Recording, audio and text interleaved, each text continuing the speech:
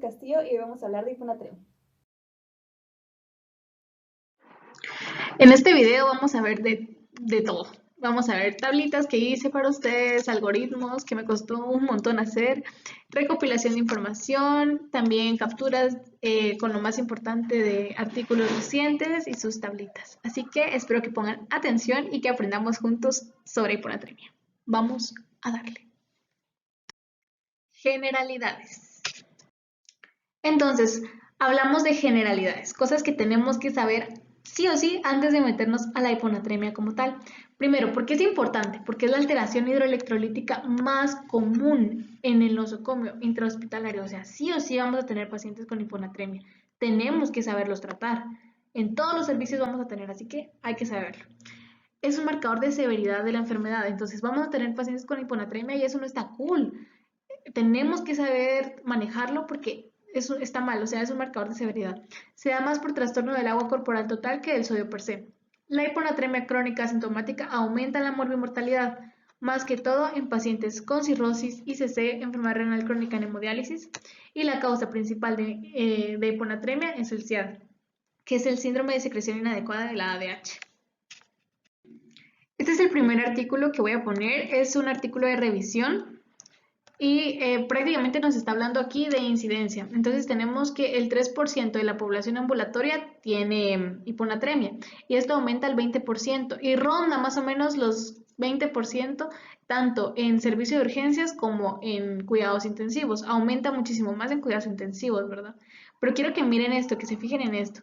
Del 3% de los pacientes ambulatorios pasó a ser 20% de los pacientes que están hospitalizados en el servicio de medicina general, ni siquiera de medicina interna. Por eso les digo que siempre tenemos que saberlo tratar, porque no significa que sea algo específico de medicina interna. O sea, sí se van a hacer las consultas y todo, pero tenemos que saberlo manejar. Y esto es increíble porque si lo pasamos de no decirlo 20%, estamos diciendo de que 1 de cada 5 pacientes que están hospitalizados van a tener hiponatremia. O sea, eso es mucho, 1 de cada 5. Entonces, es importante. Esto es otra cosa muy importante que nos dice la guía de práctica clínica sobre el diagnóstico y tratamiento de la hiponatremia. Este es del 2017. Entonces, aquí nos está diciendo de que tenemos que tener cuidado, porque cuando la hiponatremia es leve, no tenemos que atribuirle los síntomas del cuadro clínico del paciente a la hiponatremia. Tenemos que buscar, tenemos que investigar. No es como que, sí, está convulsionando, fijo, es hiponatremia porque tiene 133 de sodio. Entonces, no, ¿verdad? O sea, si es leve, tenemos que buscar otras causas que puedan estarle dando el cuadro clínico a mi paciente si tiene síntomas neurológicos. Aquí les pongo otro artículo, se llama Hiponatremia y Sistema Nervioso, es del 2011. ¿Por qué es importante para mí? Porque usualmente cuando pensamos en una etiología de hiponatremia del sistema nervioso, pensamos en el síndrome de secreción inadecuada de la ADH y el síndrome del cerebro perdedor de sal. Pero este artículo nos muestra que hay muchísimo más y que tenemos que irnos acostumbrando a pensar en otras cosas. Por ejemplo, nos dicen de que se puede asociar a causas, se puede asociar a hemorragia subaracnoidea, a un trauma craneoencefálico, infecciones, tumores. Se asocia también a procedimientos neuroquirúrgicos. Esto es muy importante. Y terapias neuroquirúrgicas como fármacos antiepilépticos, antipsicóticos y antidepresivos. Esto lo vamos a ver más a detalle un poquito más adelante y es muy importante saberlo. Aquí les pongo otro artículo que se llama Epidemiología de la hiponatremia, es del 2011, de noviembre. Y bueno, esto es importante. ¿Por qué? Porque se recuerdan de que habíamos hablado de que la hiponatremia estaba asociada grandemente a la morbimortalidad. Bueno, pero ¿qué tanto? ¿Qué tanto? Bueno, pues vamos a ver que mucho. 1.5 a 2 veces corren más riesgo de morir los pacientes con hiponatremia que los que no tienen. Lo voy a leer tal cual. Dice, los pacientes con hiponatremia mantienen un riesgo relativo de muerte entre 1.5 y 2 veces superior, presentándose por tanto como un índice predictor de mortalidad independiente. ¿A qué se refieren con esto? A que excluyeron comorbilidades de los pacientes, o sea, por tener la hiponatremia como tal, tienen ese riesgo. Imagínense, es bastante, es bastante. Aquí otra cosa muy importante, las caídas con los pacientes con hiponatremia. ¿Por qué? Porque estamos hablando de que los pacientes con hiponatremia empiezan a tener caídas desde que tienen una hiponatremia leve.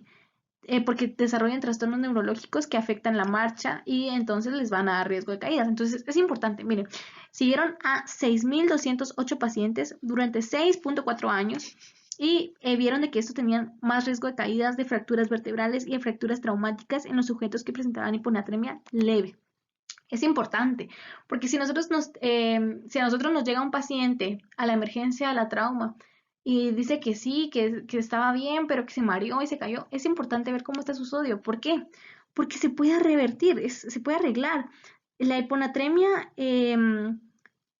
tiene un factor de riesgo potencialmente reversible. Entonces, si nosotros diagnosticamos a tiempo en estos pacientes, podemos solucionarles muchas cosas a futuro, podemos dar una prevención primaria incluso y secundaria en ciertos pacientes para evitar que desarrollen fracturas más peligrosas, ¿verdad? Y bueno, ya para terminar con las generalidades, vamos a ver este artículo que se llama Factores relacionados con hiponatremia adquirida en la comunidad en pacientes de urgencias. Entonces, ¿qué podemos encontrar de este artículo que sea relativamente importante? Esto, miren, usualmente nosotros pensamos, al menos yo pienso, ¿verdad? Hiponatremia, ancianos, pero no necesariamente. El 27% de los pacientes que, bueno, fue una población de 30, ¿verdad? Pero el 27% fueron diagnosticados en edades de 26 a 35 años. Estamos hablando de que es una población joven. Y miren esto también es importante. El grado de hiponatremia se relaciona con la frecuencia, o sea, es más frecuente encontrar hiponatremia leve que una hiponatremia severa. Entonces, prácticamente es una patología que la podemos encontrar a tiempo. Hay que saberla encontrar, hay que saberla diagnosticar, hay que buscarla, hay que saber que existe, ¿verdad? Y hay que tratarla para evitar que nos llegue una hiponatremia severa, ya con riesgos mortales, ¿verdad? Ok, entonces pasamos a la fisiopatología. Entonces les voy a mostrar este artículo que se llama Hiponatremias en el paciente crítico, es del 2017 y prácticamente nos habla de 4 mecanismos fisiopatológicos principales. Antes de meternos de lleno, tenemos que recordarnos de que la principal causa es que haya una alteración en el agua corporal total más que del sodio per se. Ahora sí, avanzamos. Dice que en la primera, ingestión deficiente de sodio. Entonces, el problema no está en que el paciente esté perdiendo el sodio, no está en que esté reteniendo agua, es que no come sodio, o sea, no lo está ingiriendo. Su ingesta está deficiente. ¿En quiénes se puede dar esto? Se puede dar en ancianos, en personas con trastornos de la alimentación, en malnutridos. Número 2, pérdida de sodio y agua, pero más de sodio. Puede ser renal y puede ser extrarrenal. Perdemos sodio en los vómitos, perdemos sodio en las diarreas, en la orina, en el sudor. Retención excesiva de sodio, de solo agua. Esto es dilucional. Eso es por el síndrome de la secreción inadecuada de la ADH, ¿verdad? Entonces se está reteniendo agua y entonces los niveles séricos de sodio van a disminuir. Y está la retención de agua y sodio, pero más de agua. Esto se puede dar en síndromes edematosos. Entonces, ¿qué pasa aquí? Los pacientes van a empezar a retener agua y sodio. Mi paciente va a tener edemas. Estoy haciéndole anasarca a mi paciente por si no se nota. Y entonces los niveles séricos igual van a disminuir de sodio, ¿verdad? Entonces vamos a ver generalidades de la fisiopatología, cosas que tenemos que recordar para entender la fisiopato de la hiponatremia. La ósmosis, importantísimo. ¿Qué es osmosis? Pues es que pasen partículas de agua de menor a mayor concentración de soluto. ¿Por qué? Porque queremos que se disuelva. O sea, recordémonos que el soluto son las partículas, lo sólido, y el solvente pues es lo líquido, el agua, y juntos hacen una solución. Entonces, cuando nosotros queremos que la solución esté muy concentrada, la solución tiene que tener muchos solutos, como en este caso de acá, ¿verdad? Que estoy encuadrando con rojo. Aquí hay mucho soluto, los solutos sería esto amarillo.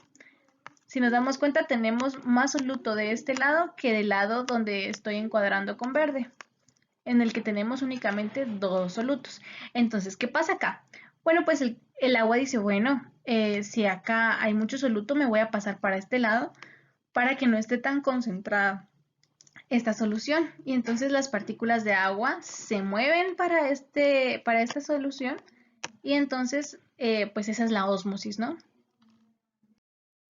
Continuamos entonces con las generalidades de la fisiopatología y ahora vamos a hablar de la ADH. Pues esta se va a sintetizar en los núcleos supraóptico y paraventricular del hipotálamo, más en el supraóptico que en el paraventricular. Se almacena y libera en la neurohipófisis y va a tener varias acciones. Las principales es la V1 y la V2. La V1 se va a encargar de la vasoconstricción. Entonces, ¿qué pasaría? Aumenta la PA. Y la V2 es antidiurética, por eso es de que esta se llama vasopresina o también antidiurética, ¿verdad? Y ¿cómo va a ser la antidiuresis? Hace acuaporinas, la ADH crea acuaporinas que van a permitir la reabsorción de agua en el túbulo contorneado distal y el túbulo colector. Y esto pues reabsorbe agua y también aumenta el volumen y entonces por ende también aumenta la pH. Hay patologías en las que se ve aumentada la ADH, como por ejemplo el síndrome de secreción inadecuada de la ADH. Y entonces, ¿qué va a pasar? A ver, pensemos. Si la ADH hace reabsorción de agua, o sea, si nuestro medio va a tener más agua que soluto, entonces va a haber poco sodio, se podría decir. Va a haber hiponatremia dilucional. Entonces, si la ADH está aumentada, va a haber mucha reabsorción y por lo tanto hiponatremia. Si la ADH está disminuida, por ejemplo en la diabetes insípida, pues va a haber hipernatremia porque no va a haber reabsorción de agua. Entonces hay mucho soluto y poco solvente. Ok, continuamos con la fisiopatología y ahora vamos a ver la aldosterona. Esta va a reabsorber sodio, no agua, reabsorbe sodio del 2 al 5% del sodio filtrado, en donde en las células principales del túbulo colector y el túbulo colector cortical. Aquí hay patologías también, en donde se ve aumentada y disminuida los niveles de aldosterona. La aldosterona aumenta en la enfermedad de Crohn. Entonces, ¿qué va a pasar? A ver, pensemos. Si la aldosterona reabsorbe sodio en vez de agua, significa que aumenta los niveles de sodio, o sea, aumenta los niveles de mi soluto. Hay menos solvente en mi solución, hay menos agua. Entonces, mi solución va a estar más concentrada. Hay hipernatremia. Entonces, si yo aumento los niveles de mi aldosterona que reabsorbe sodio, hay hipernatremia. Si disminuyo los niveles de la aldosterona, ya no se va a reabsorber tanto sodio. Entonces, en este caso, en la enfermedad de Addison, hay hiponatremia. Disminuyen los niveles de sodio. Agua corporal total. Ok, esto es importantísimo porque habíamos visto de que se relaciona muchísimo con la fisiopatología, porque la hiponatremia se da más por una alteración del agua corporal total que del sodio per se. Entonces, vamos a recapitular un poquito de esto. Recordémonos de que somos agua. Esto es algo importante que no tenemos que olvidar. ¿Y a qué nos referimos con eso? Bueno, aquí varía bastante, pero prácticamente son así los porcentajes. El agua corporal total significa el agua que tenemos nosotros en total en nuestro cuerpo. Esto va a depender si somos hombres o mujeres. Hombre, mujer. Y si estamos en una época de nuestra vida de jóvenes o ancianos. Entonces, si son hombres jóvenes, van a tener el 60% de su peso en agua. Ese es el agua corporal total. Si son ancianos, el 0.5%, que es el mismo porcentaje que tienen las mujeres, perdón, el 0.5, o sea, el 50%, que es el mismo porcentaje que tienen las mujeres jóvenes. En cambio, las mujeres ancianas tienen el 45%. Esto es importante saberlo porque recuérdense que las mujeres ancianas son las que más tienden a tener hiponatremias. Entonces, de esta agua corporal total, de este porcentaje en total, vamos a tener estos valores, que el líquido intracelular va a ser 2/3 de esto, el extracelular 1/3, el tercio restante. De este tercio restante del líquido extracelular, el 80% es intersticial y el 20% es plasma.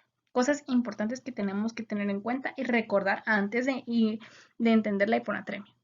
Entonces aquí es este cuadro que resume varios artículos que estuve leyendo. No tiene todo, le falta muchísimo, pero al menos nos orienta más o menos a qué podemos preguntar. Esto va orientado a nuestra anamnesis, ¿verdad?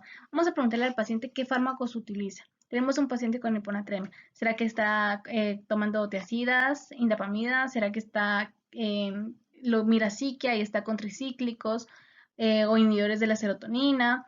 Está con aloperidol, o sea, ¿qué está pasando? Tiene ácido valproico, carbamazepinas, es un paciente epiléptico. ¿Por qué? Porque todos estos medicamentos se relacionan con la hiponatremia, la tolbutamina, la ciclofosfamina. Entonces hay que saber qué preguntarle a nuestro paciente en nuestra historia clínica, hay que saber orientar nuestra anamnesis. Antecedentes, ¿ha estado hospitalizado recientemente? Eso es importante. SOP reciente, súper importante. Si ha tenido diarrea, vómitos, es casi obvio. Si tiene diabetes mellitus, si tiene enfermedades que aumentan la bulimia, como ICC, cirrosis, enfermedad renal crónica. Sus hábitos. ¿Por qué hábitos? Es importante por el consumo de OH, si está con la dieta de tea and toast. ¿Por qué? Porque si es un paciente ancianito, bueno, ya vamos a ver un poquito más de esto, pero en esta dieta significa que las personas ya son ancianas y esa persona se le olvida hacer su alimento, vive sola o no puede hacerlo, entonces se está más que todo con carbohidratos y té, o sea, agüita, carbohidratos, eso es lo que come. Y entonces su ingesta de sodio es bajo, que era lo que estábamos hablando al principio, ¿verdad? Es una de las principales causas de la fisiopatología de la hiponatremia. Y la ingesta excesiva de agua, ¿verdad? Que tenga polidipsia psicógena. Entonces, ya que hablamos de la anamnesis, es importante también actualizarnos que los pacientes con COVID también pueden ser un factor que desencadene o aumente, exacerbe la crisis por hiponatremia. Entonces, aquí publicaron este caso de un paciente con hiponatremia aguda grave con infección por COVID-19. Y dice que él sí, había tenido vómitos con náuseas, es un anciano, bueno, es un paciente ya mayor de 59 años, estuvo con tiacida, entonces todos estos son factores que pueden ser factores de riesgo, ¿verdad? Y dice que además del cuadro clínico de COVID-19, estaba presentando confusión, bradipsiquia y signos clínicos de leve deshidratación de piel y mucosas. Total de que le sacaron una química, vieron cuánto tenía de sodio, tenía 102 equivalentes de sodio. Entonces el paciente estaba con una hiponatremia grave, ¿verdad? Al final, el diagnóstico fue que tenía una hiponatremia grave por insuficiencia suprarrenal secundaria a hipopituarismo por un microadenoma hipoficiario con signos radiológicos de apoplejía hipoficiaria subaguda y pues la infección o la comorbilidad de COVID-19. Entonces, ¿es una causa el COVID-19 de hiponatremia? Pues no, definitivamente no, pero fue un insulto que exacerbó o que ocasionó o que sacó a la luz el problema del SEAD, ¿verdad? Que tenía el paciente. Entonces, hay que tenerlo en cuenta, hay que tenerlo siempre presente para nuestra anamnesis. Ahorita este otro artículo que vamos a ver es hiponatremia asociada al consumo de inhibidores de la recaptación de serotonina, porque habíamos visto de que en la anamnesis es importante preguntarle al paciente de su consumo, ¿verdad? Si lo conoce psiquiatra, si está siendo tratado. Entonces, hay factores de riesgo que tenemos que saber reconocer en estos pacientes consumidores de inhibidores de recaptación de serotonina, por ejemplo, que sean mayores de 64 años, que sean mujeres, o sea, que sean ancianas, tomar concomitantemente diuréticos, especialmente tiacídicos, obviamente por ser de ASA, que tengan bajo peso corporal. ¿Por qué? Porque entonces van a tener bajo porcentaje o sea, van a tener bajo el agua corporal total, que tengan niveles plasmáticos de sodio en condiciones basales en el límite bajo de la normalidad. Obviamente, si están en los límites inferiores, van a tener mayor tendencia a desarrollar una hiponatremia, ¿verdad? Entonces, ¿qué hay que hacer con estos pacientes? ¿No se les va a dar? Obviamente sí, ¿verdad? Hay que tratarlos, pero se recomienda, se aconseja tener un control iónico al inicio y a las 2 semanas del tratamiento. Entonces, yo tengo a mi paciente, lo estoy tratando, lo estoy viendo por depresión, lo trato, empiezo hoy, le hago controles, le hago una química con sodio y a las 2 semanas, a los 15 días, le vuelvo a hacer una química control para ver si no hubieron alteraciones hidroelectrolíticas. Y ante cualquier sospecha, pues también le hago una química, ¿no? Para ver cómo están sus niveles de sodio. En este caso, que es un caso que nos presentan, la paciente llegó a tener 126 equivalentes de sodio. Sin embargo, se han reportado casos de hasta 114, 115, o sea, sí es importante considerar esto al dejar este tratamiento a los pacientes. Más que todo, imaginémonos también a una paciente que tenga trastornos de alimentación, por ejemplo anorexia, y a la vez que tenga depresión y se le deje este tipo de medicamentos, es importantísimo controlar sus niveles de sodio. Aquí nuevamente pues nos muestran que es importante una buena anamnesis porque los pacientes que han tenido trasplante renal se están predispuestos a desarrollar hiponatremias, ¿verdad? Porque dicen están expuestos a trastornos inmunológicos, infecciosos y farmacológicos y oncológicos cuya combinación altera su capacidad homeostática de manejar la sal y el agua. Entonces, estos son pacientes predispuestos. No lo vamos a saber si no lo preguntamos. Los pacientes no llegan diciendo sus comorbilidades, muy pocos lo hacen, entonces hay que saber interrogar. Y aquí, bueno, pues hice un algoritmo. Todo nos va a llevar al ADH, o sea, el aumento del ADH y el aumento del ADH pues nos lleva a hiponatremia. Entonces, vamos a tener tres caminos. Vamos a tener esta vía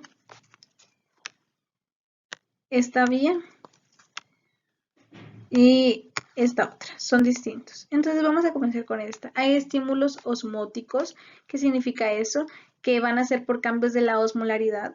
Los van a reconocer los osmoreceptores que estarán en los núcleos supraóptico y paraventricular. Recordémonos que es donde se sintetiza el ADH y es un estímulo que aumenta su síntesis. Entonces, esto hace que aumente la síntesis de ADH y que habíamos dicho que hacía el ADH, pues reabsorbe agua, aumenta la reabsorción de agua, aumenta la ingesta de agua porque le hace sentir al paciente sed, activa el centro de la sed. Y entonces, ¿qué pasa? El paciente aumenta la ingesta de agua y además su riñón está reabsorbiendo agua por las acuaporinas que está formando la ADH, entonces hay hiponatremia, ¿no?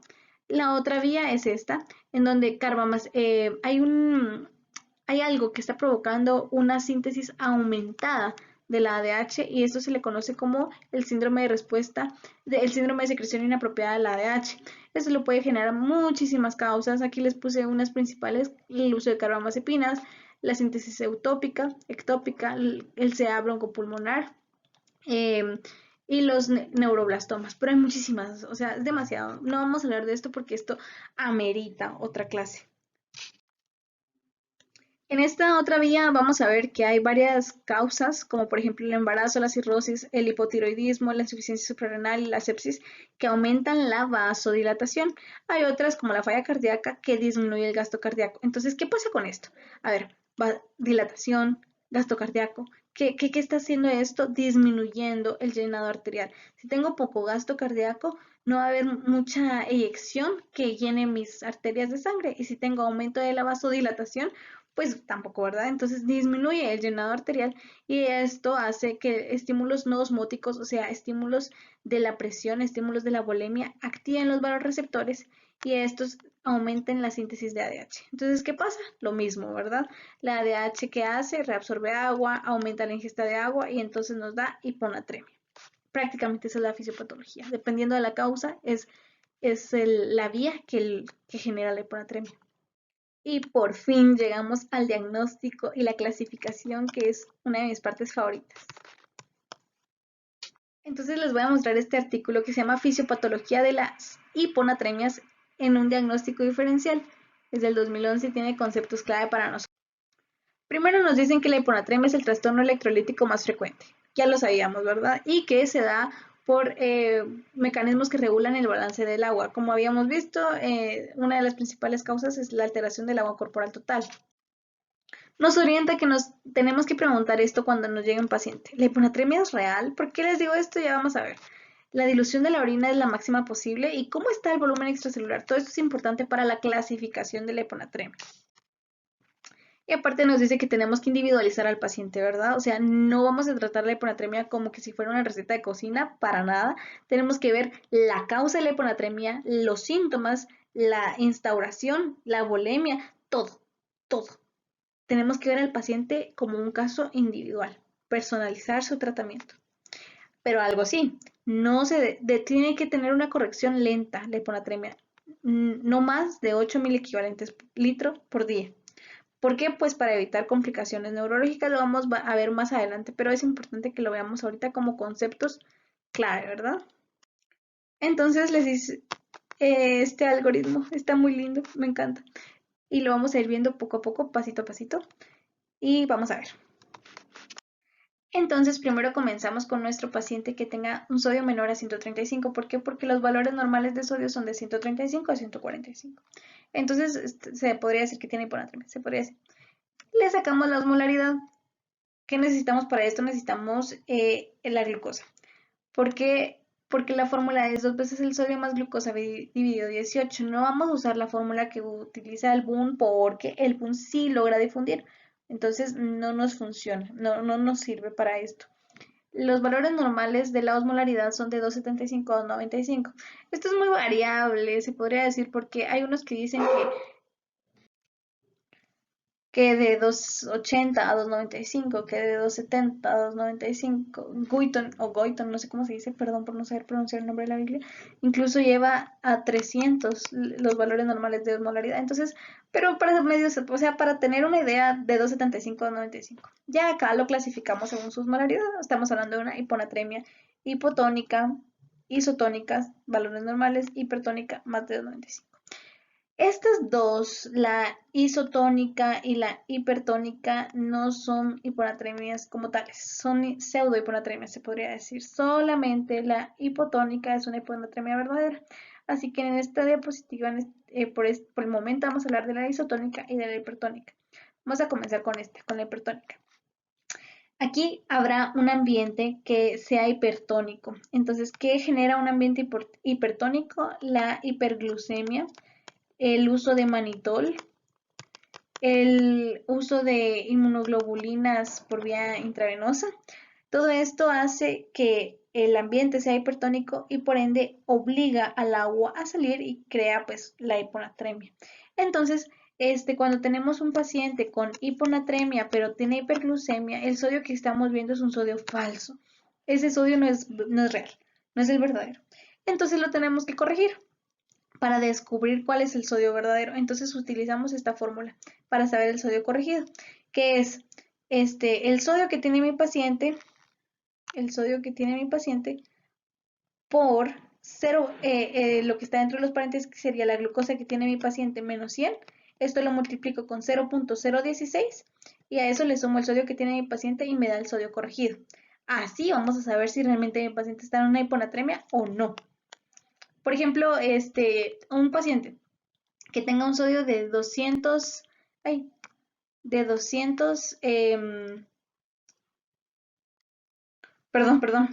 tenga un sodio de 128, por ejemplo, y que tenga una glucosa de, no sé, 500. O sea, si lo miramos solo el sodio, decimos, ah, pues sí, tiene hiponatremia, ¿no? Pero no, miremos la glucosa, es una falsa hiponatremia. La glucosa está haciendo que el sodio esté disminuido porque obliga el agua a salir, ¿verdad? Entonces, tenemos que corregir el sodio. Entonces, vamos a introducir los valores. Y bueno, pues quedaría más o menos así, ¿no? Entonces, acá yo vengo y digo, empezamos como siempre en matemática, ¿verdad? Lo que está dentro de los paréntesis. Primero, 500 menos 100, 4. A este 4 lo multiplico por 0,016. Entonces, estos 0 los elimino con estos dos y me da 6,4. 500 menos 100, 400. 400 por 0,016, 6,4. Entonces estos 6,4 los sumo a los 128 de mi sodio, de acá, ¿verdad? Y me da 134,4. Entonces sí está disminuido, pero no es una gran hiponatremia. O sea, 134,4 no es 128, para nada. Entonces por eso tenemos que aprender a corregir nuestro sodio cuando tengamos un paciente con hiperglucemia. No nos vayamos a dejar engañar. Yo la verdad es que hago lo mismo, pero de otra forma, de esta forma, así lo aprendí y así lo hago. Gracias, minera. Que le aumento 1,6 a mi sodio, al sodio que me dieron del paciente, por cada 100 que aumenta la glucosa arriba de 100. O sea, en este caso, arriba de 100 aumentó 4 veces la glucosa, entonces por cada uno de esos 4 veces le aumento 1,6 al sodio que me da, o sea, igual 128 más 6,4, igual 134,4. Para mí es más fácil, no sé, pero como cada quien lo haga, la cosa es de que lo corrijamos, ¿verdad? Muy bien, ahora vamos a ver esta isotónica, es de 2,75 a 2,95 y aquí el asunto es que hay moléculas de gran peso. como por ejemplo triacilgliceroles y proteínas que ocupan el espacio del suero. Y entonces esto es más un problema de laboratorio, ¿saben? Entonces igual aquí se corrige el sodio. Por el sodio corregido, cuando hay hipertrigliceridemia arriba de 100, es que se tiene que sumar uno por cada 500 que aumentan los triglicéridos. Y con las proteínas, pues por las proteínas arriba de 8 sumamos 4 por cada una que aumenta. Entonces, prácticamente lo mismo que hicimos con la glucosa, solo que aplicando esta ley. Son leyes distintas, pero el chiste es corregir el sodio, ¿verdad? Que no nos engañe. ¿Y qué es lo que pasa acá? Es que nosotros en nuestra sangre tenemos células y tenemos plasma, ¿verdad? El plasma va a estar dividido en agua y la otra parte que va a tener triglicéridos. ¿Eh? O sea, en este caso, ¿verdad? Para que lo entendamos mejor. Y proteínas. Yo hago así las proteínas porque son como los aminoácidos y los... Bueno, no importa. Entonces, si aumenta mucho estas cantidades, los laboratorios lo interpretan con las fórmulas que hacen, como que si hubiera bajo sodio, o sea, como si hubiese una hiponatremia. Entonces, hay que saberlo manejar, ¿verdad? Hay que conocerlo. Si lo conocemos, lo vamos a poder identificar. Si no sabemos de esto, pues no. Y ahora sí, pasemos a la hipotónica, que es nuestra verdadera hiponatremia y es por lo que estamos aquí. Ok, entonces esta la vamos a subclasificar según la duración que tiene, si es aguda o si es crónica, la severidad según los niveles de sodio. Entonces acá, la verdad es que es muy poco probable que hayan síntomas con un sodio menor a 130. Y entonces lo vamos a clasificar según severidad en leve, moderado y severo, o leve, moderado y grave. Leve, un sodio de 130 a 135. Moderado de 125 a 129 y grave de menor de 125. Hay uno que es como extraordinariamente grave, que es menor de 115. La clasificación, la verdad es que varía muchísimo como la osmolaridad. Varía según la bibliografía en la que la busquen, así que, pues, y la clínica se va a clasificar en leve, moderado y grave. Entonces, estos se los puse en colorcitos porque lo vamos a ver en los síntomas de la tablita de aquí abajo. Y dice la clínica depende de la velocidad de la instauración. O sea que si fue muy rápido el descenso del sodio, entonces es más fácil que haya una clínica abrupta, ¿verdad? Que se note, ¿verdad? El cuadro clínico. Y lo clasificamos también según la volemia. Entonces, duración, severidad clínica y volemia. En la duración, cuando no sepamos si es aguda o si es crónica, se tiene que tratar como crónica. Esto es importantísimo. En todos lados se los van a decir y pues es por algo, ¿verdad? Entonces lo vamos a dividir en aguda y crónica. La aguda es menos de 48 horas. Acá les puse una tablita que encontré y la reorganicé con se podría decir que los niveles de sodio que tienen los pacientes que de este estudio, o bueno, que se considera, y el cuadro clínico que van a presentar. No se los voy a, bueno, se los voy a leer. 130, 135 van a estar asintomáticos o con síntomas inespecíficos como anorexia, astenia, desequilibrio, caídas, calambres musculares, que era lo que decíamos, ¿verdad? Prácticamente es una hiponatremia leve, es aguda pero es leve. Y son de esos pacientes que hay que buscar. Se cayó, bueno, ¿qué le pasó? ¿Se murió? ¿Y por qué? Entonces miremos su sodio, hay que buscar, ¿no? Una respuesta. Si tiene menos de 130, puede tener ya síntomas gastrointestinales como náuseas, vómitos, malestar general, dolor abdominal, manifestaciones iliointestinal paralítico, calambres. Esto es importante porque tiene náusea y tiene vómito. Entonces está teniendo pérdidas también. Esto está exacerbando no solo el cuadro clínico, sino que también puede ser un insulto más que aumente, o sea, que empeore en los niveles bajos de sodio. Cuando está menor de 125 ya empiezan los síntomas neurológicos como cefalea, letargo, agitación, alucinaciones, incontinencia, desorientación, hiporreflexia, delirium, alteraciones de la personalidad, focalización, temblor, asterixis. Entonces aquí es importante individualizar al paciente, ¿verdad? Porque era lo que estábamos viendo al principio. Si están los niveles de sol están relativamente normales, así como al inicio, no hay que decir, esto es por la hiponatremia, ¿verdad? Hay que ver bien a los pacientes. Tampoco hay que decir, no, es que mi paciente, pues, él es depresivo, él lo mira psiquia, o él tiene Parkinson. o si está medicado, o cosas así, o así como en el Asterix, si es hepatópata, entonces no es por la hiponatremia, no, no, no. Hay que ver los valores, hay que individualizar al paciente. Menor de 115, que era lo que les decía, que hay unos que lo consideran como extraordinariamente grave.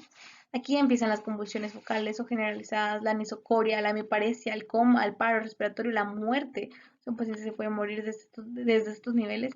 Y menor de 105, aquí la mortalidad es del 50% de los casos. Dejamos que un paciente agudo nos llegue a un sodio de 105, el 50% se nos va a morir.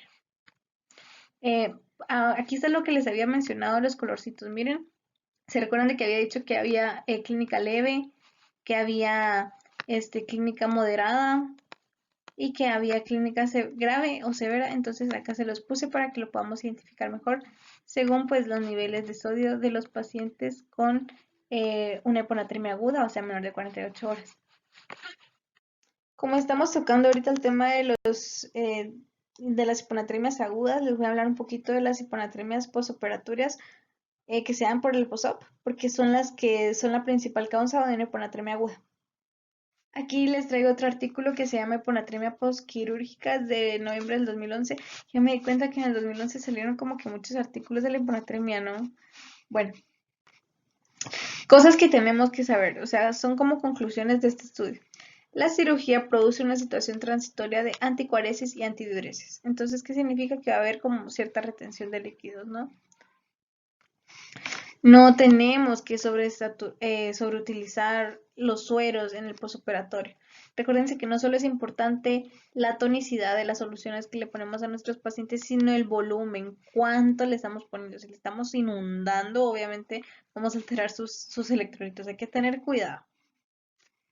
Entonces, ¿qué hacer? Bueno, pues identificamos a los colectivos de riesgo como las ancianas que usan tiacidas y malnutridas y todo. Y le vamos a evaluar bastante el volumen de sueros que se le pone y la diuresis. Cuantificamos excretas, ¿verdad? Ingesta y excretas. Y pues estar vigilando los electrolitos en sangre y en orina. También nos dan acá en este estudio recomendaciones durante la cirugía, que son estas. Y prácticamente nos dice si hay que darle líquidos al paciente, no se nos tiene que hipotensar, pero tenemos que tomar como guía su hemodinámica en vez de su diuresis. Le va mucho mejor a los pacientes que se les pone 350 de lactato de Ringer después de que llegan los de anestesia a hacerles su inducción o a darles la punción, que a los que se les da hidratación antes de sala. Y porque, o sea, les va súper bien, incluso previenen la hipotensión. Entonces, excelente, ¿no? Monitorizar los electrolitos urinarios, que era lo que ya veíamos también acá. No usar fluidos hipotónicos durante la cirugía, obviamente para nada meterle un límite de 0.45%.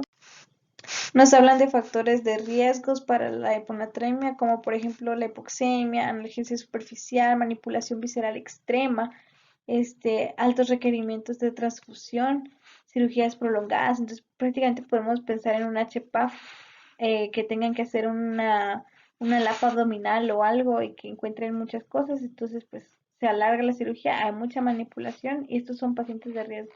Entonces se tiene que monitorizar los electrolitos en sangre y orina, de nuevo, ¿verdad? Lo mismo. Y en el post-op también. ¿Qué soluciones usar? Pues para evitar la hiponatremia podemos usar el salino al 0.9%, el Ringer y el Plasmalite. Pero en estos dos últimos, en el lactato de Ringer, se puede además evitar la hipoproteinemia y la acidosis por dilución. Así que súper bien. Y entonces acá pues en este caso, en este reporte de caso de un síndrome de pierde sal en el posoperatorio de la cirugía de la fosa posterior del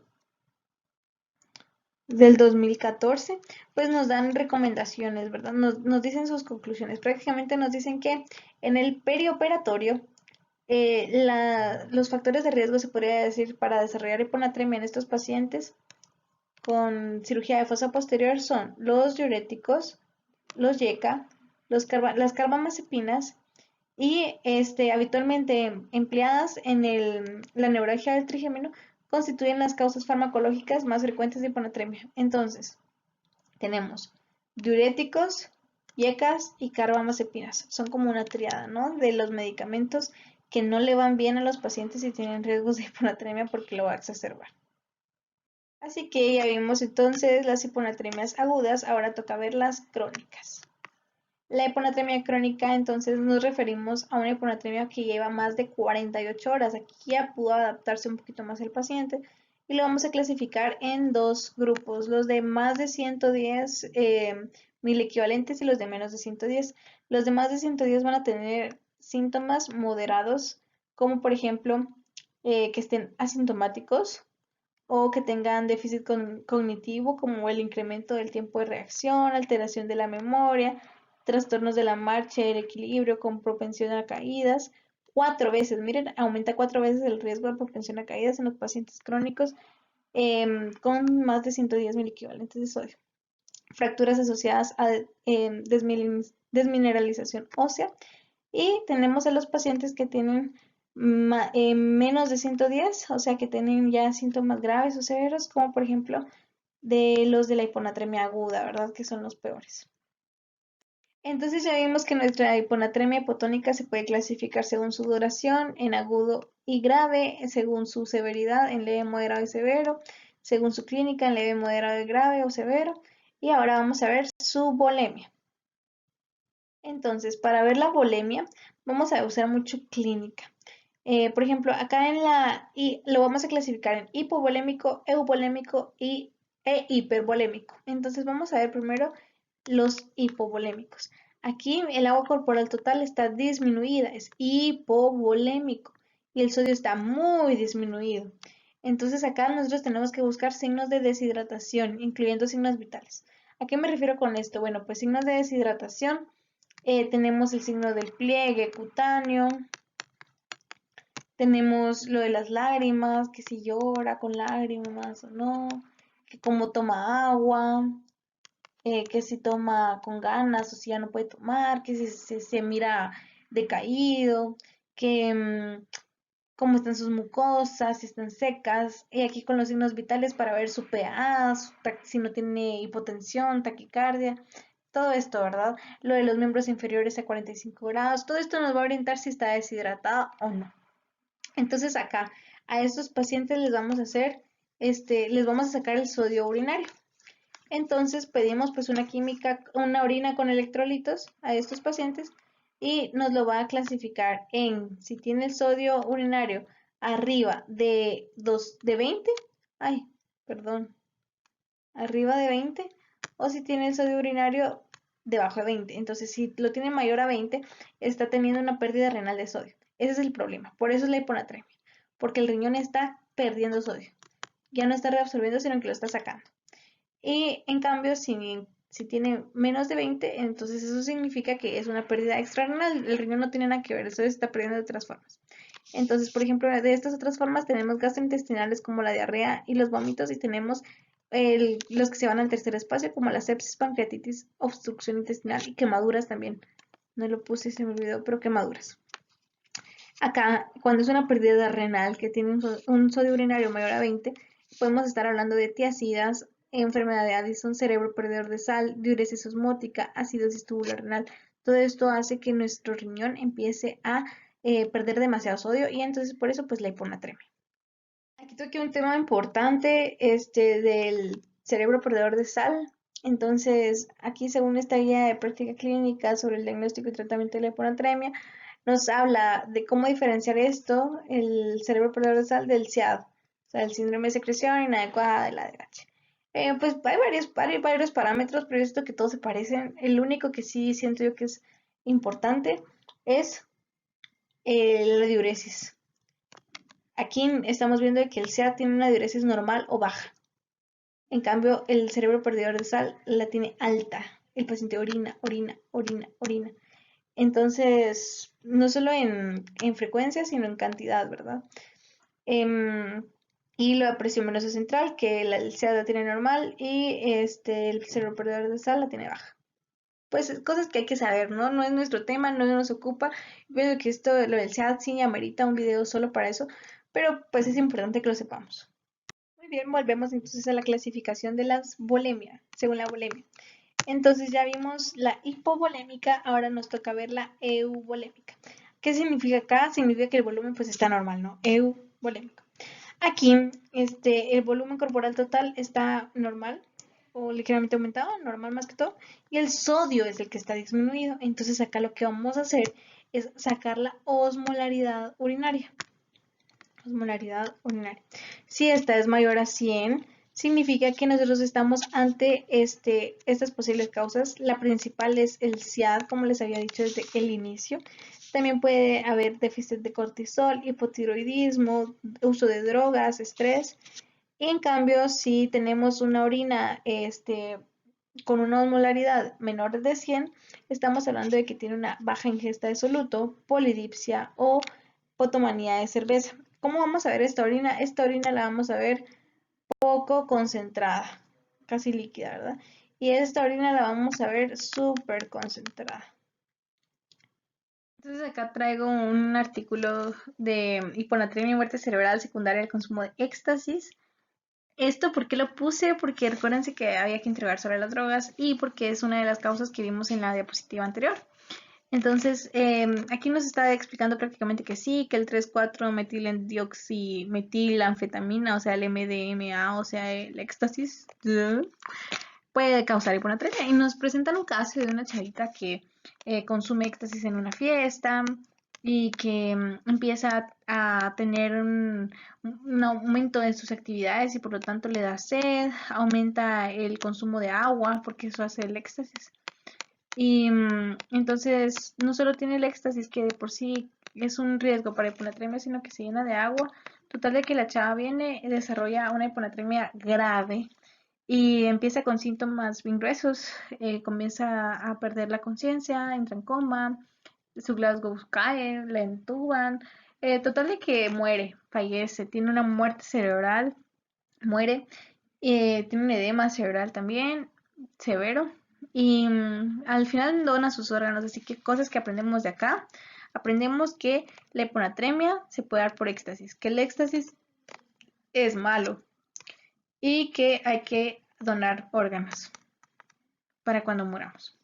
Este artículo se los pongo porque se recuerdan de que en una hiponatremia, hipotónica, euvolémica, con una osmolaridad urinaria menor de 100, puede deberse por un déficit o por un bajo consumo de solutos. Entonces, esto se puede dar en los trastornos de comportamiento alimentario, o sea, anorexia nerviosa y bulimia nerviosa. Incluso les muestro esta tablita, es una tabla de criterios de ingreso para los pacientes. En la bulimia nerviosa, tener hiponatremia es un criterio de ingreso. Así de importante es. Entonces hay que saberlo porque no solo es un riesgo, sino pues vale la pena investigarlo en los pacientes que nosotros veamos o que nos tengan la confianza de decirnos que están padeciendo de un trastorno alimenticio. Que bueno, llegamos al final y vamos a ver a la hiponatremia, hipotónica, hipervolémica. Entonces acá lo que sucede es que aumenta demasiado el agua corporal total y entonces eso hace pues que haya una retención de agua, como por edemas, por ejemplo, y eso disminuye el sodio. Entonces acá también sacamos el sodio urinario y a los pacientes que tengan un sodio urinario mayor a 20, estos pacientes están en falla renal. Puede ser por enfermedad renal crónica, también puede ser por una lesión renal aguda, pero se da menos. Y en los pacientes con un sodio urinario menor de 20, estos son los que no tienen falla renal. Estamos hablando de cirróticos, de pacientes con ICC, o sea, pacientes que van a estar edematizados y que por eso van a tener la hiponatremia, ¿verdad? Acá los pacientes edematizados con el volumen circulatorio efectivo tienen el volumen circulatorio efectivo bajo. Eso es importante que lo sepamos, ¿verdad? O sea, que tengan que estén edematizados no significa que su volumen circulatorio efectivo sea normal o sea eficiente, para nada. Y bueno, pues ya que estamos hablando de hiponatremia en pacientes con ICC, por edemas y eso, les traigo este artículo que dice asociación entre hiponatremia, mortalidad y estancia hospitalaria en pacientes con falla cardíaca descompensada. La verdad es que no alcanzo a ver, pero creo que es el 2018-2019, no veo muy bien. Pero muy amablemente nos comentan de que la mortalidad intrahospitalaria en la población total de esos pacientes fue de 9.2 y del 3% fue más con los pacientes que tenían hiponatremia, o sea, 12.2%. Estos fueron de mortalidad intrahospitalaria. Estamos diciendo que 12 de cada 100 moría. 1 de cada 10 moría. Es bastante. Es bastante. Si fuera nuestro familiar, es bastante. Em,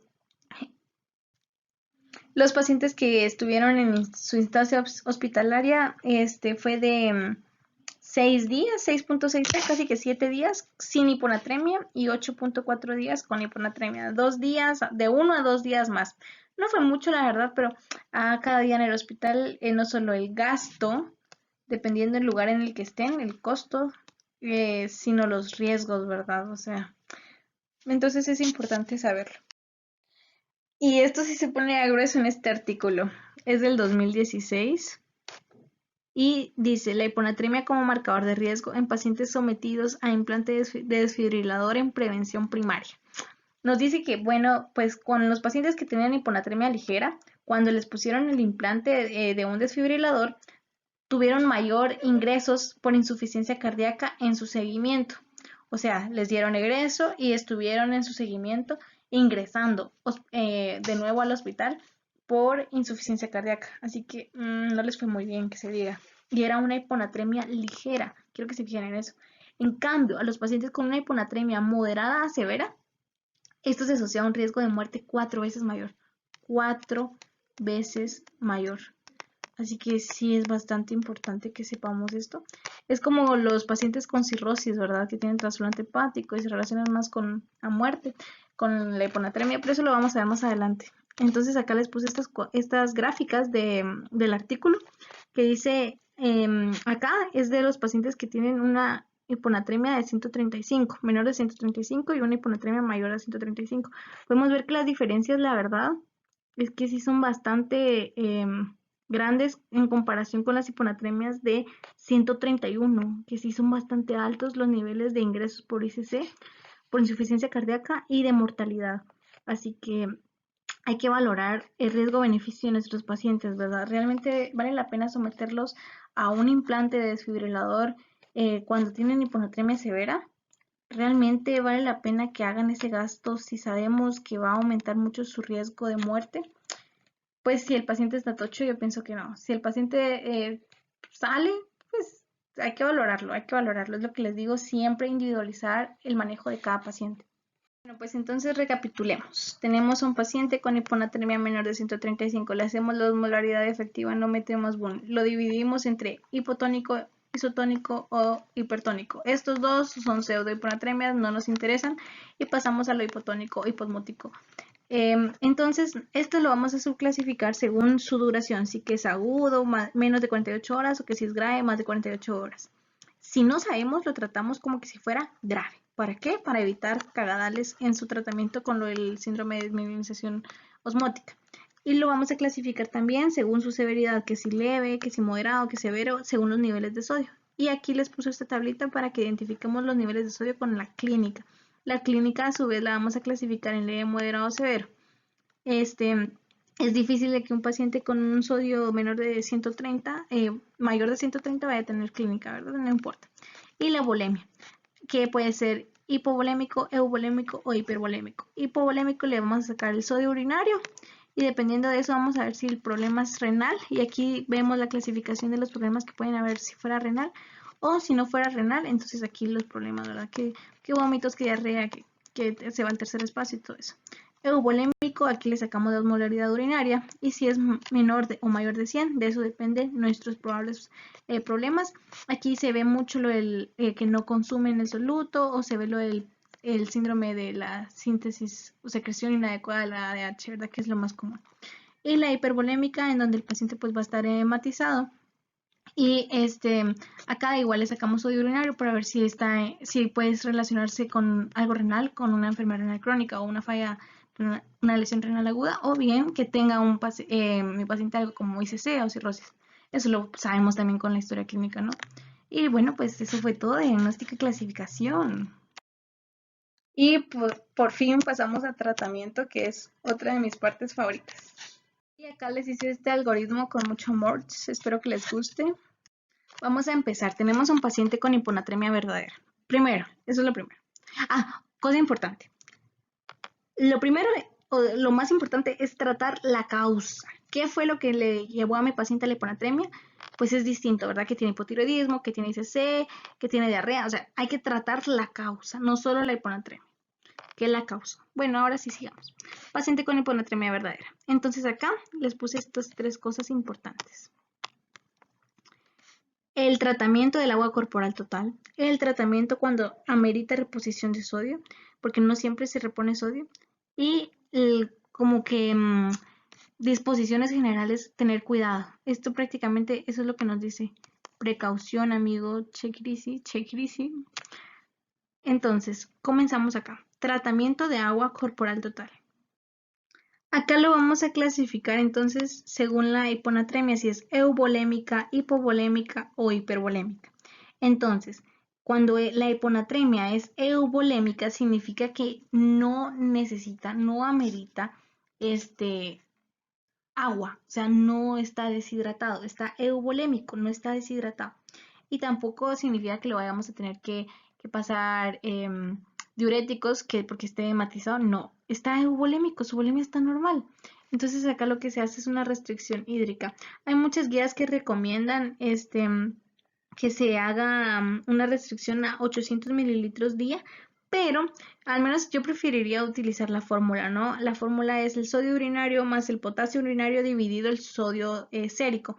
Entonces, si esto nos da mayor a 1, tenemos que tener una restricción hídrica menos de 500 mililitros por día. Si nos da 1, 500 mililitros día. Y si nos da menos de 1, tendría que ser entonces más de 500 mililitros por día. ¿Sí? Ahora, si nuestra hiponatremia, eso fue euvolémica, es hipovolémica, significa que nuestro paciente está deshidratado. Nuestro paciente no solo tiene un problema de sodio, tiene un problema de agua. Está en hipovolemia. Eso es importante. Recuerden los signos vitales, la presión arterial, la oxigenación por ende. Se puede chocar. Entonces nosotros lo tenemos que mantener hidratado. Le pasamos su agüita. Le podemos pasar agüita, lo que más se recomienda es al 0.9%, un salinito al 0.9. Y ahí estarlo vigilando, vigilar sus signos vitales, vigilar su excreta, ingesta excreta, sus electrolitos, lo de siempre, ¿verdad? Ahora, hiponatremia hipervolémica. Este paciente está hematizado. Este paciente, por el aumento de la volemia, tenemos que valorar. Nos puede hacer hemagüe de pulmón, está complicado. Entonces, hay que valorar hacer hemodiálisis en enfermos renales crónicos, pero o sea, no por la hiponatremia, sino que por el caso individualizado. ¿A qué me refiero? Me refiero a que si el paciente cumple criterios, hay que hacerlo. Si no cumple, pues ¿para qué, verdad? No.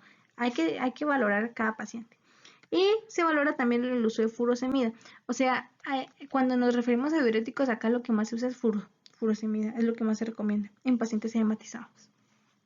Ok, ahora pasamos a este nuevo aspecto que dice corregir lento por riesgo a síndrome de desmielinización osmótica. Antes a este síndrome se le conocía como mielinolisis pontina. Aquí se los puse antes. ¿Por qué? Porque pues decían de que sucedía en el puente, pero se dieron cuenta de que no solo ahí, no solo es en el puente. Entonces ya le cambiaron el nombre a síndrome de desmielinización osmótica. Esta es una iatrogenia. Recordémonos de que iatrogenia viene de genia, que es genes, que significa formar, generar, y atros, que significa médico, o sea que es algo creado por el médico. Esto significa que no pudimos corregir bien el sodio, nos echamos al paciente y entonces ahora el paciente está sufriendo una desmielinización osmótica. El cuadro clínico inicia de 2 a 7 días después del tratamiento. O sea, ¿a qué voy con esto? Nos llega un paciente tocho con hiponatremia, lo corregimos y todo bien, el paciente habla, el paciente come, el paciente camina, excelente, decimos, bueno, egreso, pero a los 3 días desarrolla el cuadro de desmielinización osmótica. Ese es el peligro de que se da después. Entonces, las cifras han de estar bien infradetectadas, a mi opinión, de las veces que se da. Pero hay que tener mucho cuidado. Hay factores de riesgo para desarrollar este síndrome, entonces en cada paciente que corrijamos el sodio, miremos por favor si tiene o no tiene estos factores de riesgo. Por ejemplo, hiponatremia crónica. ¿En qué pacientes vamos a tener hiponatremia crónica? Pues al momento se me ocurre cirróticos o en pacientes con uso de medicamentos crónicamente, así por cáncer o por depresión, no sé, que tengan un sodio menor a 105. 105, se recuerdan de que un sodio menor a 105 ya el 50% era mortal. Entonces, es un gran factor de riesgo. Que sea OH, que mi paciente consuma OH. Entonces, igual, estamos hablando de un hepatopata. Que tenga enfermedad hepática avanzada, aquí ya nos lo dijeron, que tenga desnutrición, que haya tenido trasplante hepático, que tenga hipocalemia, que haya sufrido alguna quemadura o que sea una anciana con uso de tiazidas. Entonces imagínense esto, les llega una viejita, una abuelita cirrótica con un sodio en 105, cirrosis alcohólica, ya toda desnutrida, con hipocalemia y que sea hipertensa y que esté con tiazidas, por ejemplo. Y, ajá, esa ancianita, esa abuelita tiene una de riesgo para desarrollar desmineralización osmótica que no la vamos a someter a eso. O sea, de ahí no sale. Entonces, por eso es importante, es muy importante la cirrosis en la hiponatremia. Cirrosis. Y por eso les voy a hablar específicamente de la cirrosis en las diapositivas siguientes, porque para mí es muy importante. Entonces, vamos a seguir. La desmineralización principalmente del puente, pero se vio que no solo en el puente y por eso ya no se le conoce como mineralisis continua. En el cuadro clínico tiene parálisis, disartria, paranoia, ataxia, paraplegia, cuadraplegia, desaferentación. O sea, qué feo, la persona se puede quedar sin poder moverse y consciente, o sea, encajonada, el síndrome de encajonamiento, o sea, solo mueve los ojitos y qué horror. Para evitarlo, aquí está, miren esto, existe. Para evitarlo, no se debe aumentar más de 8 a 10 miliequivalentes por día de sodio, ¿verdad? Cuando estamos corrigiendo. Hay casos registrados desde 8, entonces yo no me voy a arriesgar a aumentar tanto sodio en un día solo por querer hacerme la de que logré subir el sodio de mi paciente. No, ¿verdad? O sea, valorar riesgo-beneficio, coherencia, primum non nocere. Siempre hay que tratar de ver por el bien del paciente. Muy bien, y ahora nos toca ya este grupo. Acá hay que tener muy en cuenta que le vamos a tratar de corregir el sodio a los pacientes que lo ameritan y principalmente fijarnos en que nuestro principal objetivo en el tratamiento de la hiponatremia es disminuir el riesgo de edema cerebral para que no se nos muera nuestro paciente, ¿verdad? Entonces, hay factores de riesgos para que incrementan el riesgo de desarrollar edema cerebral, por ejemplo, que sea este post-SOP, mujeres premenopáusicas, que sea anciana, con tiazidas, o niños con o polidipsia, hipoxia, corredores, todo esto, ¿verdad? Entonces todo esto nos desarrolla más riesgo de desarrollar edema cerebral. Entonces en estos pacientes hay que valorar bastante el que sí amerite, ¿verdad? Corregir su sodio. Entonces acá, bueno, pues les voy a clasificar en 3 grupos. Dependiendo de estos 3 grupos, así es su tratamiento. No es lo mismo para todos, como les decía en un inicio, no es una receta de cocina. Así que hay pacientes que van a tener hiponatremia aguda, pacientes con hiponatremia crónica y pacientes con niveles de sodio menores a 130 y síntomas severos. En estos 3 grupos se trata de distinta manera. Así, esto recuérdense que no es una guía. Esto es una recopilación de cosas que yo hice de varias guías y varios artículos recientes. Y prácticamente esto fue lo que yo pude resumir. Entonces, en los pacientes con hiponatremia aguda, nuestro objetivo principal es aliviar el cuadro clínico de edema cerebral. Era lo que les estaba diciendo. No es que el sodio suba, es que nuestro paciente no desarrolle edema cerebral. Entonces acá el sodio se tiene que controlar en cada 2 a 4 horas. ¿Por qué? Porque como lo vamos a corregir, no podemos permitir que nos aumente mucho. Entonces tenemos que estarlo vigilando cada 2 a 4 horas. Esto es importante, en serio es importante. O sea, yo sé que es tedioso, pero es importante. Entonces, si el paciente está grave, vamos a tener dos pasos.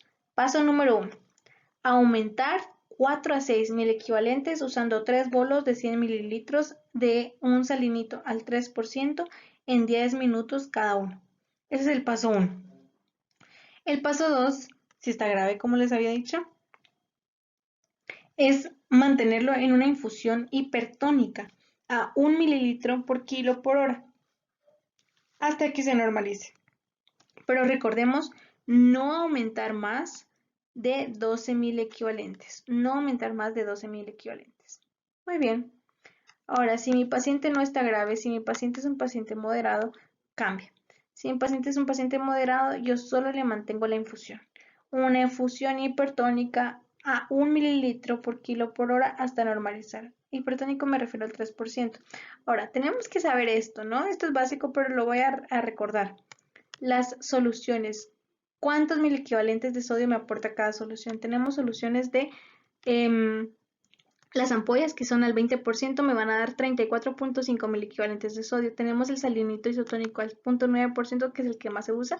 No en estos casos, pero es el que más se usa, que me va a dar 154 miliequivalentes de sodio. Tenemos este de al 0.45, que es hipotónica, que me da 77. Este al 3%, que es el que más se usa en esto, que nos da 513 miliequivalentes de sodio. Y el lactato de Ringer, que nos da 130. Entonces, este de 3% es el que nos dice que tenemos que usar, pero no tenemos. Entonces, hay que crearlo. Hay que saberlo crear. ¿Cómo crearlo? Lo vamos a ver un poquito más adelante. ¿A qué me refiero con no lo tenemos? Aquí, al menos yo soy de Guatemala, mucho gusto, y aquí no tenemos. Aquí lo tenemos que hacer con ampollas y con un salino al 0.9%. Y es fácil, la verdad es súper fácil, así que pronto les voy a decir cómo se hace. Ahora bien, nos pasamos entonces al siguiente cuadrecito, que es el de una hiponatremia crónica. Eso fue en una hiponatremia aguda, ¿verdad? Ahora pasamos a la hiponatremia crónica. Aquí la vamos a subdividir, que si es sintomática o si es asintomática. Nos vamos a ir ahorita a la sintomática. Para la sintomática tenemos que clasificar a nuestro paciente. ¿Tiene riesgo moderado? Voy a poner con anaranjado el riesgo moderado de desarrollar desmielinización osmótica, o tiene riesgo grave, tiene riesgo elevado de desarrollarlo. ¿Cómo lo vamos a saber? Pues ya habíamos visto, ¿no? Los factores de riesgo para desarrollarlo, que sea una anciana, que sea patópata, que tenga cirrosis, que OH y todo eso, ¿verdad? Tiacidas, desnutrición. Entonces, considerando si tiene o no tiene esos factores de riesgo, voy a clasificar a mi paciente. Si mi paciente tiene riesgo elevado, entonces tengo que aumentar 4 a 6 mil equivalentes en 24 horas con un máximo de 8 en 24 horas. Recuerdan de que el síndrome de desmineralización se da desde 8 y el máximo es de 8 a 10 al día. Entonces acá máximo 8, no 10, 8. En esto es porque tienen un riesgo elevado. Y aumentar 4 a 6 en 24 horas. En cambio, en mi riesgo moderado, aumento de 4 a 8. Me dan tirito de 2 más, miren, en 24 horas. 2 mil equivalentes más, máximo de 10 a 12 en 24 horas o 18 en 48 horas. O sea que aquí ya me dan como máximo que puedo llegar a 10, a 10 mil equivalentes al día o incluso 12. Yo la verdad, yo no llegaría a 12, yo no, pero cada quien, ¿no? Cada quien. Y ahora, bueno, pues se viene una de mis partes favoritas de la hiponatremia, que es la fórmula de Adroguemadías. La verdad es que voy a tratar de explicarla paso a paso. Espero que lo entiendan. Si no lo entienden bien, entonces por favor búsquenlo hasta que lo entiendan, porque entenderlo pues es la clave para poder tratar bien a un paciente con hiponatremia. Entonces acá les puse la fórmula. Miren, la fórmula es sodio de la infusión. Recordémonos que acá están los valores de las infusiones. Miren acá, ¿por qué se va a usar? Es para empezar, ¿verdad? ¿Por qué se va a usar?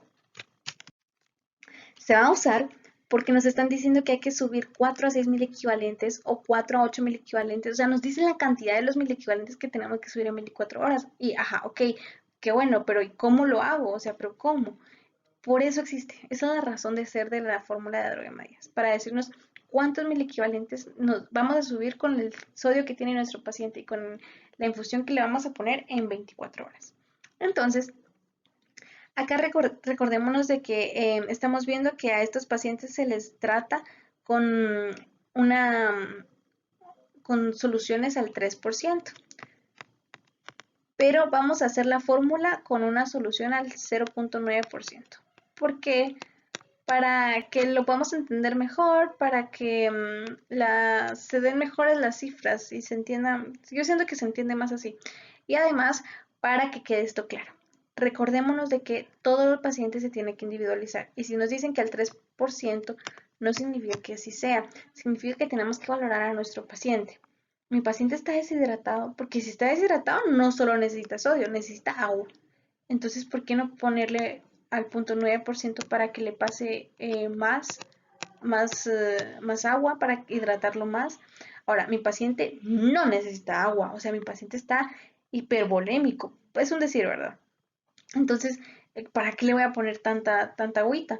Y mejor le hago le hago, porque al menos yo soy de Guatemala, mucho gusto. Aquí en Guatemala nosotros no tenemos salinos al 3%, los hacemos. Entonces, ¿cómo lo hacemos? Pues tenemos que poner 890 mililitros de salinita al 0.9%, 11 ampollas. Bueno, eso lo voy a explicar un poquito más despacito. Al 20% y nos da una solución al 3%. Pero total de que lo vamos a practicar al 0.9%. Vamos a tener un caso hipotético de un paciente masculino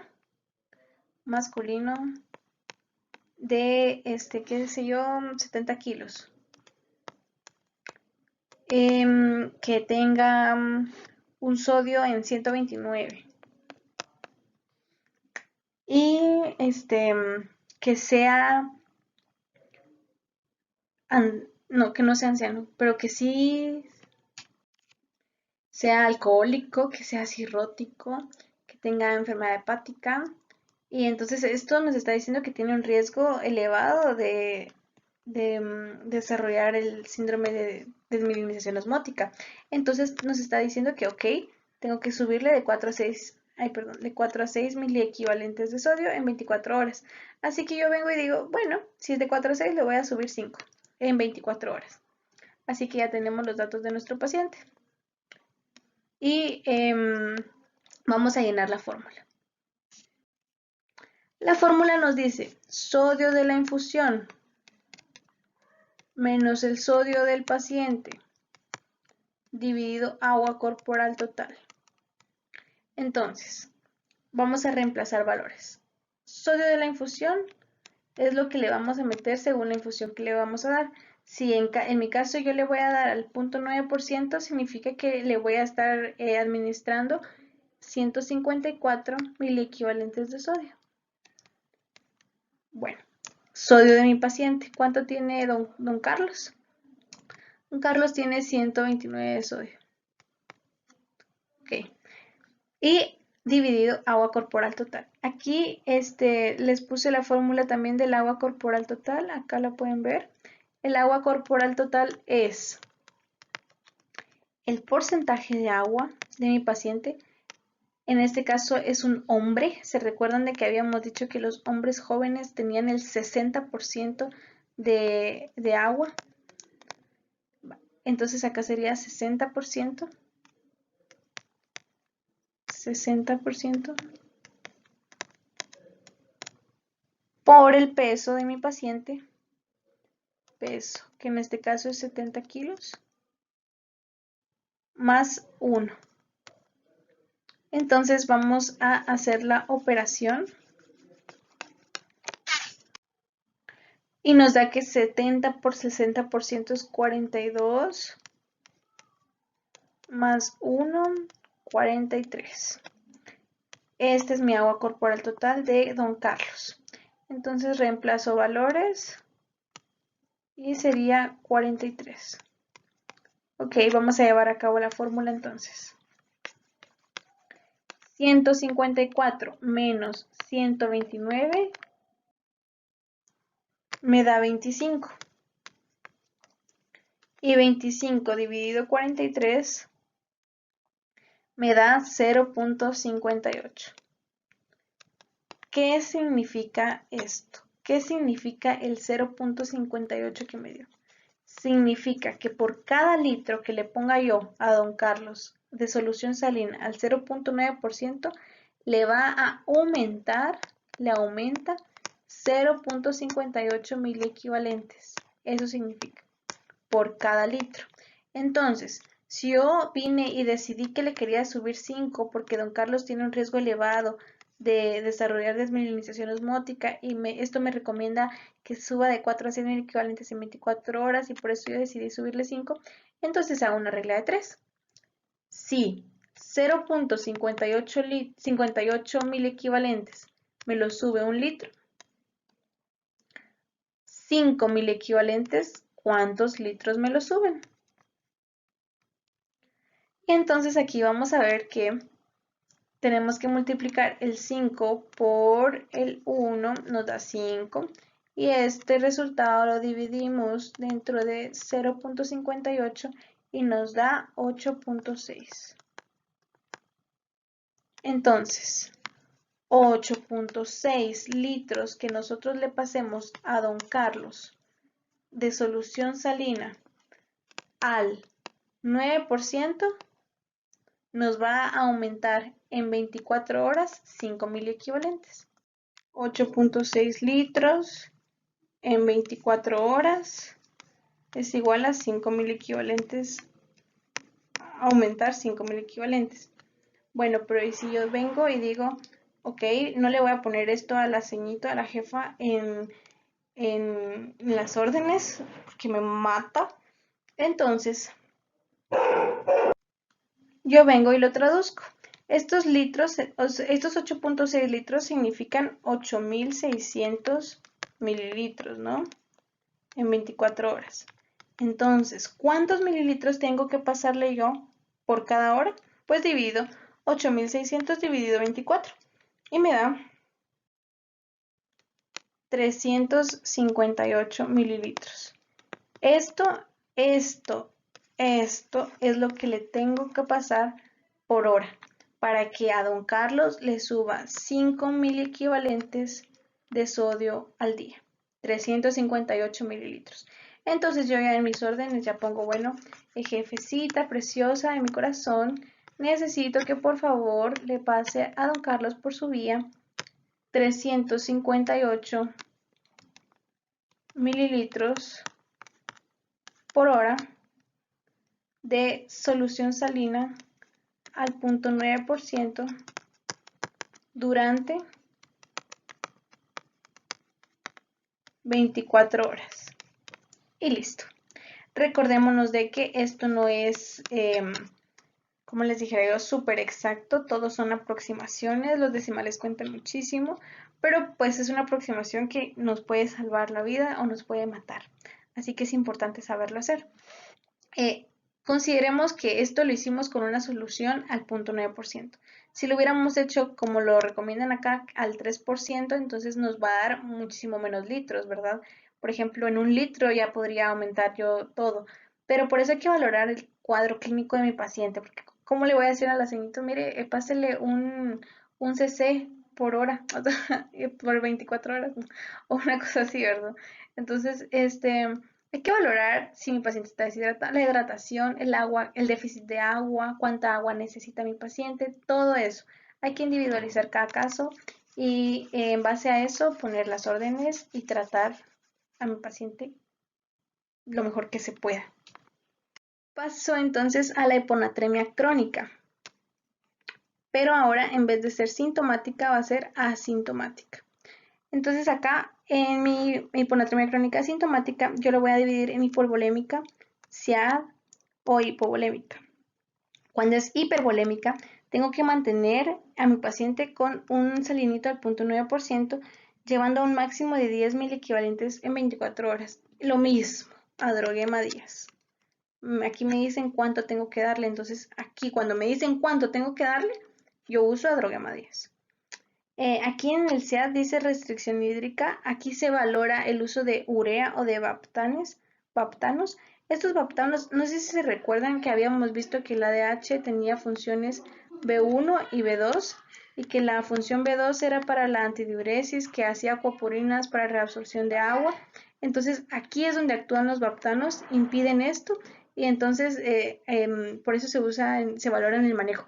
Pero la guía europea no lo recomienda. Entonces, queda a valorar a criterio de cada médico, ¿verdad? Y acá en la sintomática hipovolémica se tiene que mantener a 0.5 o un cc kilo hora al 0.9%. Aquí sí ya lo dan como más estricto. Todo esto, como les digo, se valora. Criterio, hay que desarrollar criterio médico. Y por último, tenemos a los pacientes que tienen un sodio menor a 130 con síntomas severos. Aquí se les pasa un bolo de 150 mililitros al 3% en 20 minutos hasta subir 5.000 equivalentes, o sea que se le está controlando. Recordémonos que había que controlar el sodio cada 2 a 4 horas. Como les había dicho, es tedioso, yo lo sé, pero hay que hacerlo. Aquí entonces miramos, ¿mejora o no mejora? Valoramos. Si mejora y tiene un cuadro severo, entonces se sigue con 0.9% para máximo 10.000 equivalentes en 24 horas y 18 en 48 horas. Si tiene un cuadro moderado, se sigue también, pero para máximo de 4 a 6.000 equivalentes en 24 horas. Si no mejora, hay que continuar hasta aumentar 10.000 equivalentes o hasta que el sodio esté más arriba de 130 o que haya mejoría clínica. Acá es lo que yo creo que ya se los había dicho, pero se los vuelvo a repetir, es cómo preparar la solución al 3%. Prácticamente le pedimos, ¿verdad? 11 ampollas de cloruro de sodio al 20%, que nos va a dar una concentración de 34.5 mil equivalentes cada una, más 890 mililitros de 0.9%. Entonces ya esto en total, a ver, vamos a hacerlo para que sepan que no les estoy mintiendo. 800, a ver, una solución, un litro de solución al 0.9% me da 154 miliequivalentes. Entonces, ¿cuánto me da 890 mililitros? Regla de 3 de nuevo, ¿verdad? Aquí esto serían 1000 mililitros. Multiplico esto por esto y lo divido dentro de esto. Y me da 137. 137. Así que cuando yo estoy poniendo 890 mililitros de salinito al 0.9%, estoy poniendo 137 mil equivalentes de sodio. Ahora bien, pongo 11 ampollas al 20%. Cada ampolla, una ampolla, me daba 45, ay, perdón, 34.5 miliequivalentes de sodio. Si yo le voy a poner 11 ampollas, ¿cuántos miliequivalentes me va a dar? De nuevo, multiplico 11 por 34.5 y divido dentro de 1. Esto me da 379.5. 379.5. Así que las 11 ampollitas que yo voy a poner me da un sodio de 79.5 mil equivalentes. Así que ahora voy a sumar. Ahora sumamos 137 más 379.5. Estos 137, ¿de dónde los saqué? De los 890 mililitros del salinito al 0.9%. Estos 379.5, ¿de dónde los saqué? De las 11 ampollas al 20%. Entonces, ¿esto cuánto me da? Me da 516.5 miliequivalentes. ¿Y cuánto nos daba una solución al 3%? 513. Así que, pues, más o menos, ¿no? Por eso es de que nosotros lo hacemos. Porque no hay. Y así lo hacemos súper fácil. La verdad es que es súper sencillo. Entonces, no hay excusas para no hacerlo.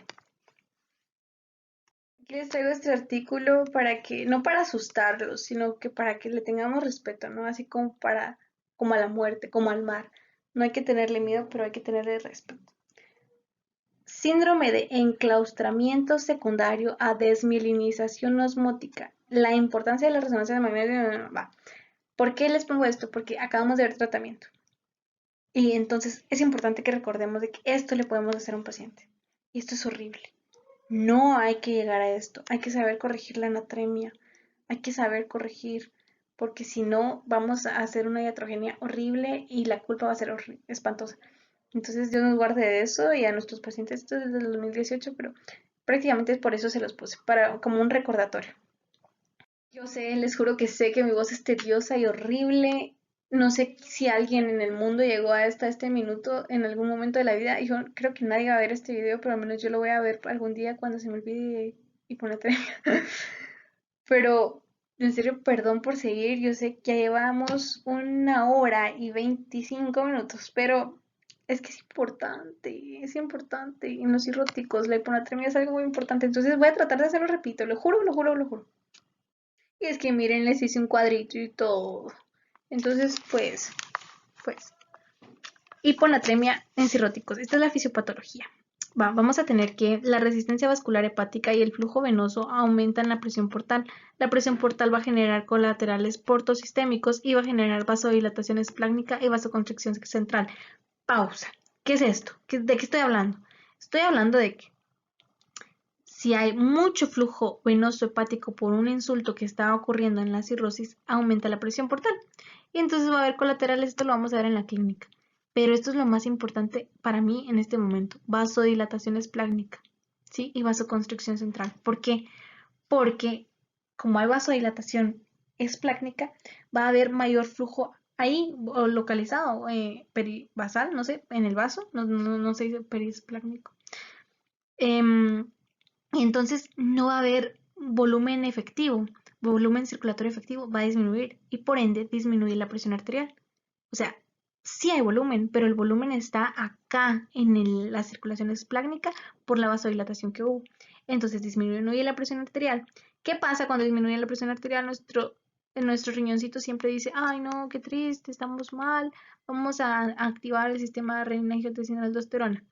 Entonces viene, activa el sistema, esto hace que se retenga agua, entonces hay edema y hay ascitis. Y hace que haya circulación hiperdinámica, que es una respuesta vasoreceptora, hace que la respuesta vasoreceptora sea más importante que la osmótica.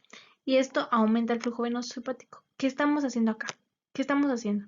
Estamos haciendo un círculo. Un círculo. Miren, es un ciclo sin fin, se podría decir. Esto es horrible, porque aumenta el volumen, pero como aumenta la vasodilatación, es como que si no hubiera volumen y entonces disminuye la presión, y entonces para compensar el riñón, y entonces aumenta la retención, y entonces aumenta la circulación hiperdinámica, y entonces aumenta el flujo venoso hepático, y aumenta la presión portal, y aumenta la vasoconstricción, la vasodilatación esplácnica, y así sucesivamente. Además, que disminuye la presión arterial hace que hayan una síntesis no osmótica de ADH. ¿A qué me refiero con esto? Hay dos formas. La B1 se podría decir, o sea, hay más síntesis no osmótica de ADH y la ADH habíamos dicho que tenía dos funciones, una función V1 que era hacer vasoconstricción arterial y una función V2 que era hacer retención de agua. Entonces, en esta que nos hace vasoconstricción arterial, hace que se aumente la presión arterial. Aquí hay que tener cuidado por el síndrome hepatorrenal, por la vasoconstricción que genera. Puede hacer una vasoconstricción que genera daño renal. Y acá, en la retención de agua, ¿qué pasa? Llegamos a la bendita hiponatremia. Y entonces acá se dice que a los pacientes cirróticos hay que valorar la hiponatremia desde 130. ¿Por qué? Porque ellos usualmente siempre van a mantener valores disminuidos. Entonces eso se opina, son opiniones. No se le debería de tomar en cuenta desde los menos de 135 porque está en su fisiopatología como cirrótico tener hiponatremia, sino que debería pensarse en ellos en una hiponatremia cuando tengan valores menores de 130. Pero como les digo, es una opinión. Algo importante. estamos viendo de que los cirróticos hasta este momento están desarrollando la hiponatremia. Ya pasaron todo esto. Por eso, porque es algo súper crónico y es algo que ya lleva ratito, se podría decir, dañando el cuerpo. Es que se considera como algo de marcador de severidad. Por eso, porque ya es tardío. Ok, entonces la hiponatremia como tal va a generar riesgo de edema cerebral, obviamente, en todos los pacientes, más en estos cirróticos pobrecitos que ya de por sí tienen que cargar con lo de la encefalopatía, ¿verdad? Hepática. Va a generar complicaciones post-op, que era lo que les estaba diciendo que también pasa con los de ICC. ¿Se recuerdan que cuando les ponían el desfibrilador? Lo mismo, en estos con trasplante aumentan no solo la muerte, sino que aumentan las las complicaciones neurológicas, nefrológicas e infectológicas. Sí, ¿verdad? Ajá. En estos pacientes con hiponatremia. Y es súper importante, escuchen esto, en serio, escuchen esto. Para los pacientes que tienen hiponatremia y se van a hacer un trasplante, valórenlo. Porque si meten a un trasplante hepático a un hepatópata hiponatrémico, tiene más mortalidad en los primeros 3 meses después de la cirugía. Más mortalidad en los primeros 3 meses después de la cirugía. Así que realmente vale la pena. Y de nuevo, menciono lo mismo, costo-efectividad. Siempre valorar, individualizar el caso de cada paciente. Y bueno, pues prácticamente eso, ¿no? Solo lo voy a leer porque en serio quiero terminar rápido para no aburrirlos, pero es que quiero decirlo. Hiponatremia en cirróticos. Entonces, tenemos pérdida de la capacidad de adaptación. El astrocito metaboliza amonio a glutamina. Esto es importante, ¿verdad? La glutamina arrastra el agua al interior del astrocito. En hiponatremia se intensifica y eso hace... Ay, no, es que tengo que hacer un dibujito. Vale, tenemos acá el astrocito. El astrocito forma glutamina. La glutamina hace que el agua entre a la célula, entre al astrocito, entre a la neurona. Pero ¿qué pasa? Cuando hay hiponatremia, esto se intensifica, o sea, se hace más. Recuérdense que es lo mismo que pasa con los pacientes que no son, ¿cómo se llaman? Hepatópatas. Eso hace la hiponatremia, pero en ellos más. Entonces, miren, este es un paciente con hiponatremia.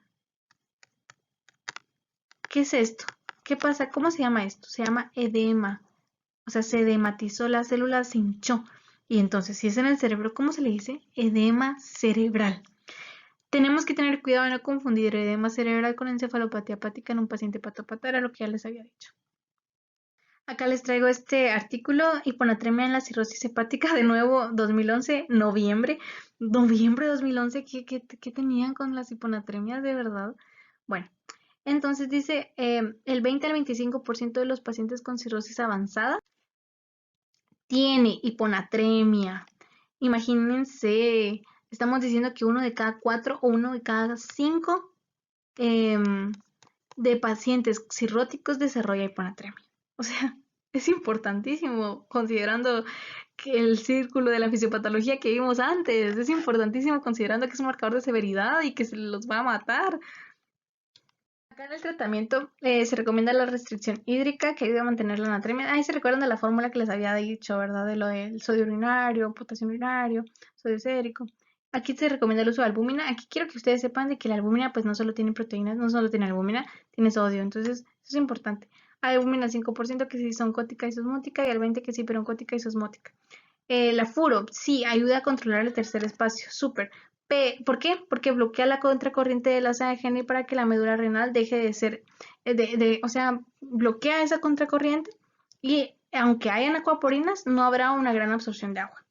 Prácticamente eso hace la furosemida. Pero solo usarla si la volemia está expandida y la orina está concentrada a más de 440. ¿Por qué? Porque si la concentración de orina baja a 350 o menos, hay que suspender la furo. ¿Por qué? Porque ya no puede bajar más. Entonces sería como inútil, sería como de tontitos seguirle aumentando sus concentraciones, seguirle aumentando su dosis, porque pues por gusto. Entonces, no, ¿verdad? En serio, sí, ¿por qué lo hicieron?